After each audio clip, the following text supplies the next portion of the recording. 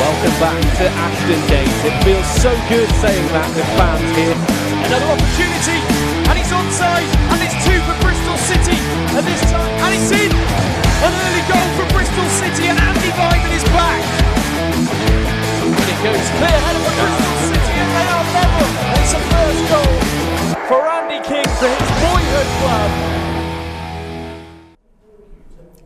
Well, good afternoon and a warm welcome to Robins TV. Bristol City against Peterborough United today in the Sky Bet Championship, and with 6 games remaining, Nigel Pearson says his players are playing for their spots in the side ahead of next season. But of course for Peterborough, 10 points adrift at the bottom of the Championship table as it stands.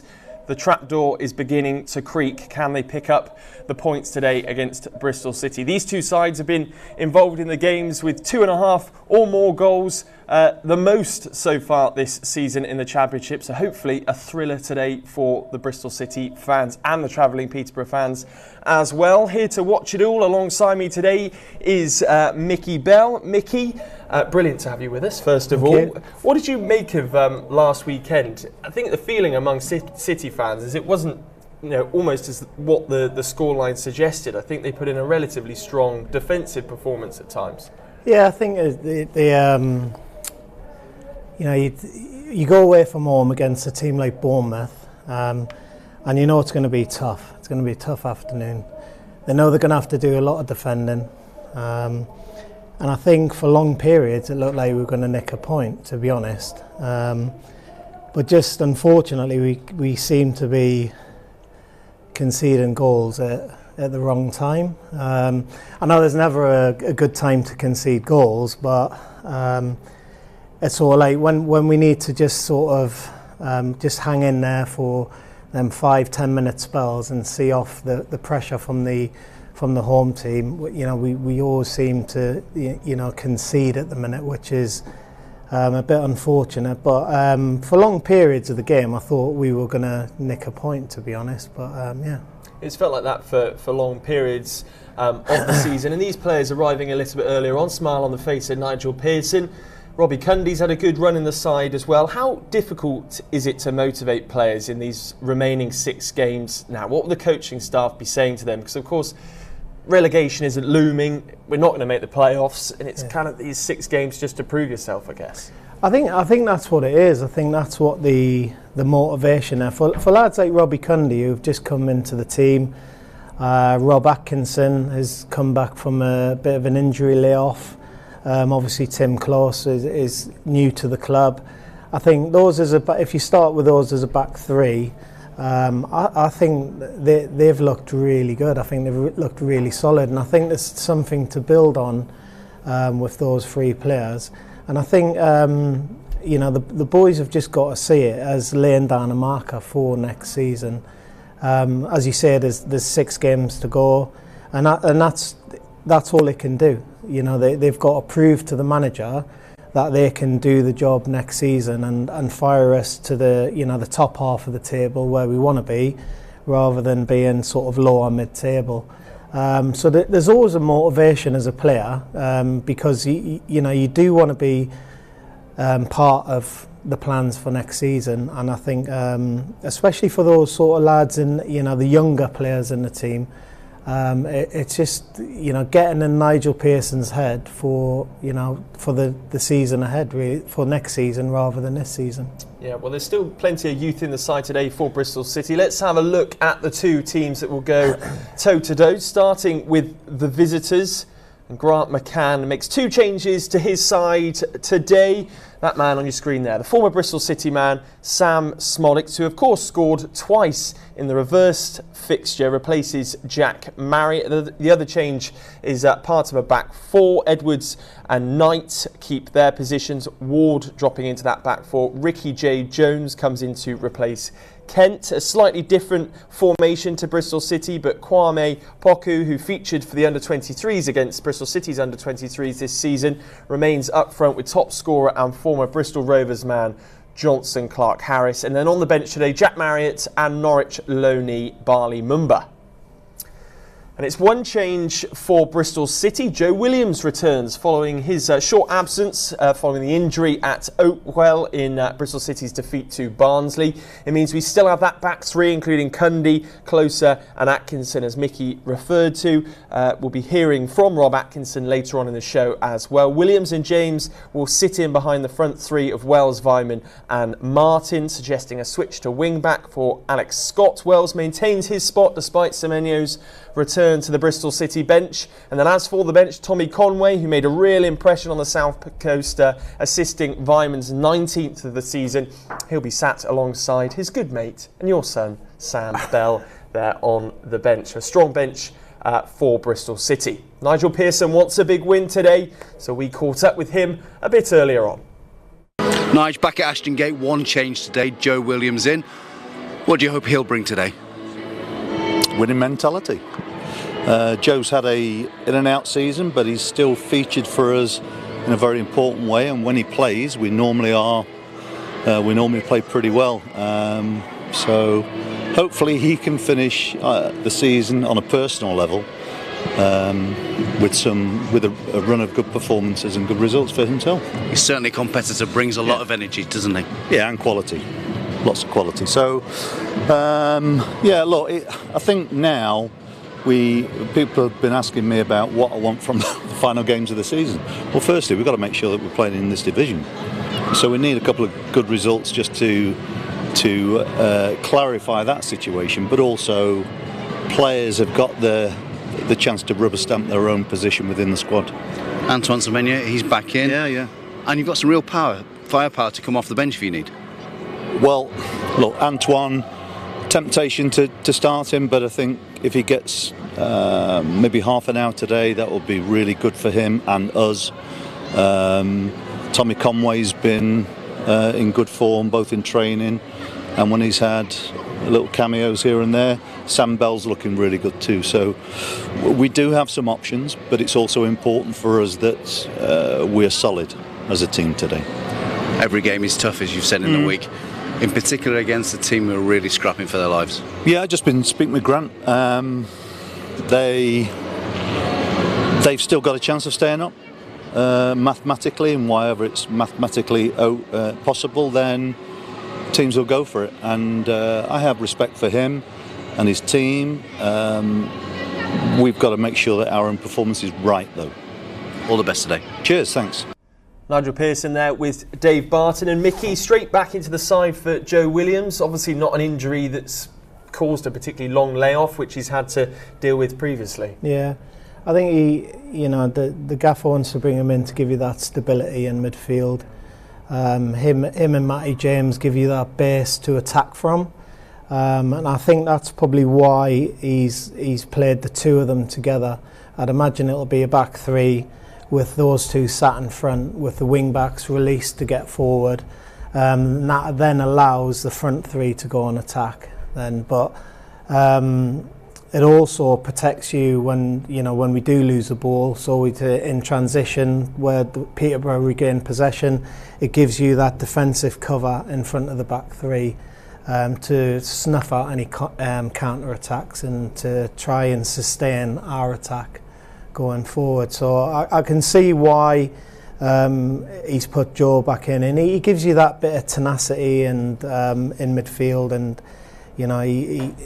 when he's played, he's done really well, and it's just he's one of the lads you look at this season you feel a bit gutted for, because if he'd had a full season, I think we would probably be in a better position, league position, and I think we'd have probably won more games, to be being honest, because I just think giving you that front screen as a two, it does help the defence out. Yeah. For the moment, thank you very much, Mickey. Right, time to head pitch side now to Downsy. Great stuff. Yeah, thank you very much, Toby. What an atmosphere down here today. A very exciting day at Ashton Gate. Today we are welcoming back some of our superstars of the 60s. Yeah, between them, these guys laid the foundations to the club. They made it what the club is today. And between them, over three... Hello. Top it's line. The boss. He's all Hello. right. You're a good man. There's the gaffer. As always, loves an appearance on Robin's TV. Where were we? Yes, that's right. Us legends of the 60s. Over 3,000 appearances for the club over the years. They are absolute legends. They really did make the club what it is today. The players were up at the High Performance Centre yesterday. They had a good look round. And actually, one of the players, Johnny Watkins, is celebrating his 89th birthday here at Ashton Gate today. So hopefully, fingers crossed, we can get him those 3 points and make it an extra special day. I'll be reading out the names of all 16 of those superstars ahead of kickoff, undoubtedly to rapturous applause here at Ashton Gate. But yesterday, it was Dave Barton catching up with legendary 60s goalkeeper Mike Gibson. Mike Gibson, thank you for joining us on Robins TV. You've had a look around the Robins High Performance Centre. What do you think? Well, it's a pleasure to be here, but I'm in awe of the place. It's unbelievable. I'd heard a lot about it, but no, it's far better than I ever dreamt it would be. It's a fantastic place. You've seen around, and the goalkeepers, your position, they've got their own space to train. What was it like in your day? Oh well, you still went away and trained away from the others, but you had no special facilities really. It's just find a patch of grass or mud and work on there. But yeah, as I say, but you see what they've got here. But it's still up to the player to make it in the end. It is indeed. Yeah. Take us back, Mike. You're born in Derby. You moved here from Shrewsbury Town. Is that correct? That's correct. So, what was it like coming to Bristol City in 1963? Well, compared with I was at Shrewsbury. And the facilities there, as I say, weren't as good as Bristol. In fact, I arrived at Bristol City and the standard of the pitch at the time, it was always renowned as a reasonable pitch. You didn't get so much mud on it, and which you did with a lot of grounds. And I was impressed that, well, Fred Ford as well, he was the manager, and I was impressed with the facilities here, but I've been seeing this today. I'm wondering, you know, it's come such a long way. You made 375 appearances for Bristol City. Yeah. What ones stand out for you? I think it was the promotion year. Yeah, it's as I say, I think we played at Mansfield over Easter and got beat. And I think Peter Godsiff wrote in the Evening Post that we'd missed a chance of promotion. But then we went to Carlisle and drew 0-0, and then we won all the rest of the games. We played Shrewsbury over Easter, my old club, home and away, and we won both of them, and we had to beat Oldham in the last game, which we did. And those games, and the game at Carlisle stood out to me because it was 0-0, and I had one of those games you dream about, really. And yeah, in fact, I think Graham Russell gave me 10 in the people that day, so that's always good. So it was a memorable game, and we got promotion after. So, and I think when you retired, you came back to Bristol City as a goalkeeping coach. Is that correct? That's right. Yeah. I came back. Terry Cooper was the manager. Yeah, I ran the reserves and coached the goalkeepers, and did quite a bit of scouting as well, and doing reports on the team we're going to play the following week. But when I see the facilities here they've got for it, it's unbelievable. You don't need to send anybody, I don't think. Fantastic days. You're back here, and tomorrow there'll be, I think, 15 of you who played in the 1960s and 70s. What's it like to see the guys again? Oh, it's great. I mean, yeah, it is great that, well, there's a few here today, and I hope there's a few more tomorrow. Unfortunately, one or two can't make it, but no, it's great to see them, and yeah, it's wonderful, really. And do you still follow Bristol City? Do you still keep an eye out for the results? Well, I've not missed a home game this year, I don't think. Probably one home game, so yeah, I still follow it. Well, Mike, it's lovely to talk to you, and obviously you're very fondly remembered by the Bristol City fans, so thank you for joining us. Thank you. Thank you very much. Lovely stories there. Right, on the way we are going to hear from the man that bagged his first Bristol City goal last weekend after this short break.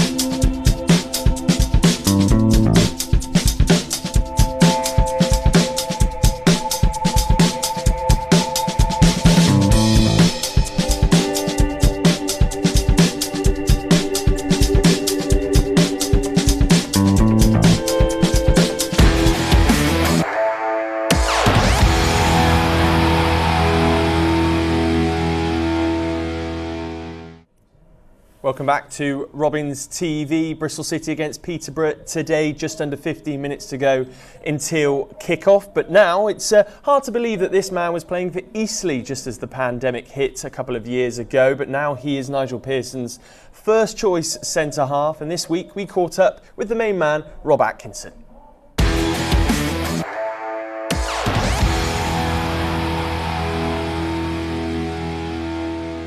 Rob, welcome to Robins TV. We have yet to dive into your footballing story, but finally, with a few games left, here we are. So first things first, how have you found your first taste of Championship football? A step up, obviously, and it's been a very interesting one. But I think I'd say I've done all right, stepping up to that challenge and playing against new players. And people forget that last season we had no crowds, so effectively I've gone from non-league crowds, 2,000 to playing in front of 20,000 at Ashton Gate, which is a massive new experience. So there's always been that, but I think all in all I've done okay. And yeah, it's been a bit up and down, but that's football. Up and down, that's football. I think it's fair to say, yeah, it's been a rapid rise, but you found your feet pretty quickly. I mean, your journey, as we're going to mention, is one of progressing through non-league before making it in the EFL. But before we get there, I'd like to talk about your early days and your football upbringing, because the ever-reliable source of Wikipedia says you started at Cannes in France. So how much of that is true, and what was that, footballing experience like over in France? Yeah, I did play for Cannes, but not for my whole time. I was there for 5 years. I moved over when I was 5 years old. And for the most time I played at a little village called Peterborough. So that was I'd associate that as my main team I played for in France. But of course, your sources, Wikipedia, would say it's Cannes because they're quite a famous academy over there. Well, certainly back in the day, not so much nowadays. They've fallen from grace a little bit, but they have had some good players. One being, I think we've talked off air, Zidane. Yeah, I know. You lived there in that time and played there. I think Vieira's another one. I'm not sure, but so yeah, Zidane played for Cannes when he was little, and he actually lived in Peterborough, which was the team I played for, and they kind of worship him there. He's kind of seen as a bit of almost like a godlike figure. It's an incredible journey, as you say, going from village football to where you are now in the Championship. I mean, 2 seasons ago, you were playing for Eastleigh. So how strange does that sound? Do you look back on those times at all? And how do you feel about almost being an example to non-league players today that, there is a pathway? Yeah, well, it's been seen that a lot. There's more and more professional footballers that have kind of had that non-league upbringing almost, and it doesn't matter how old you are. Like if non-league is a very credible level of football, and if you can do it there, then people will notice you and you will get your moves. Having said that, it can be very challenging at times. I mean, we're very lucky here to be in such a fantastic training facility, and obviously down in those levels you don't really get that. And so yeah, times can be very tough then, but you just got to keep going. That's my advice. Yeah, absolutely. Look at you now. I mean, you're here now at Bristol City. 1 season Oxford United, but leads to you signing for Bristol City last summer. Tell us about that first conversation you had with Nigel Pearson, the man obviously who brought you in, and a fellow centre back, of course. Yeah, that was one of the big things. Him being a centre back, I think it meant that I could, almost learn off him, and people have said that we are kind of similar as well, so that's always nice. And but first conversation is always a little bit. I mean, it was kind of a little bit intimidating actually. Just go from this guy who's who's managed in the Prem, he's done well, and you're coming in. Almost you feel like we've talked about my non-league background. I've not got much credibility about me, but yeah, he made it very easy for me to settle in, and that the rest is the history, and I've just kicked on since. Perhaps a few more goals, a few more clean sheets, and another good season for Bristol City next year. It might be a statue of you in that little village of France next to Zidane. I don't know if they remember me, to be honest, but yeah, that's the aim, I think, next season. Just build on what I've done this season. It's been tough this season. I've missed a lot of it through illness and injury, and I think I'd like to just, I think I've played about I've started 23 games maybe this season, and I'd like to start the rest of the games and then play even more next season, and then the performances will come, I'm sure. And we're looking forward to seeing it. Thanks, Rob. Thank you. 2-2 today perhaps for Rob Atkinson. Hopefully he can continue his goal-scoring form. But first it's time to relive some of the best moments down the years from Ashton Gate against today's opponents.